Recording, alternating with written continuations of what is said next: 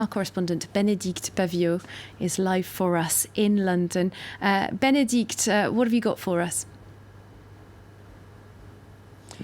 Well, these are the elections that were never supposed to happen, and the Prime Minister Theresa May said that again and again, and indeed announced her future resignation on Friday.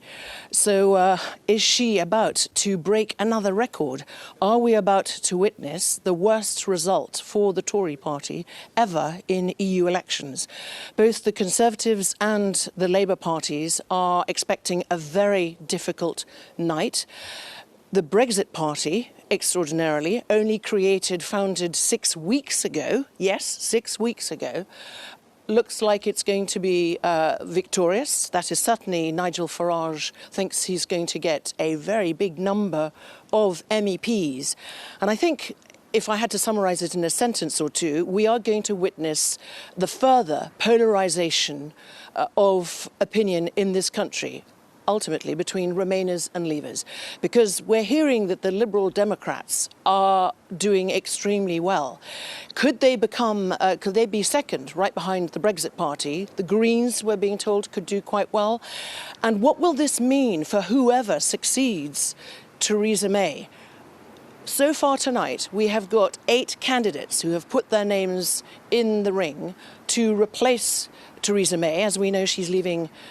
Well, she's stepping down as Tory leader on the 7th of June. Officially, that race is only due to start on the 10th of June. And really, the polarisation there, Boris Johnson started by saying he was prepared on the 30th of October to leave without a deal. So this is a very extraordinary night, and 73 MEPs will be elected, will probably sit, but for how long, in Strasbourg and in Brussels. Indeed, Benedicte. And I think we ought to point out elsewhere in Europe, of course, manifestos were published for the various parties. There was campaigning for many, many weeks. It was all very last minute in the UK, of course. Can we say that this European election in the UK was really a sort of another referendum on Brexit? We can. We think we can. Let's see the result. But I think a lot of people have treated it that way. Of course, EU elections in the United Kingdom, as in many of the other EU member states, are often a protest vote. They have consequences, but very different consequences. They don't change normally a president or a prime minister. But clearly, if the Brexit Party, as we think and as polls are predicting, exit polls as well, the Brexit Party does extremely well, what are the lessons? What are the consequences? Will any Conservative leader or candidate to become the next Tory leader and Prime Minister feel that they have to very much adopt quite a lot of the position of Nigel Farage? Will it entrench and make more likely a no deal?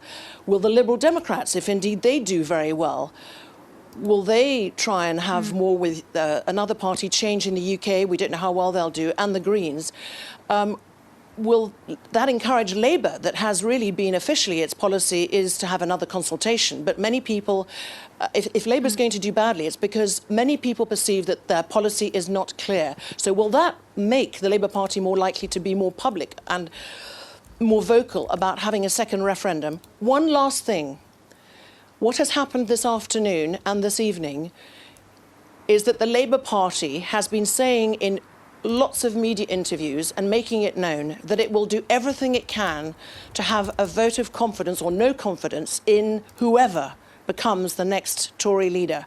So we could have a new Tory leader and a new Prime Minister by the end of July, as is the objective of the Conservative Party, and that person could fall, that government could fall. So a very turbulent time here in the United Kingdom, and it would seem, if polls are correct, an extremely divided country. A very uncertain picture, as you say. Thanks so much, Benedicte Paviot, our correspondent.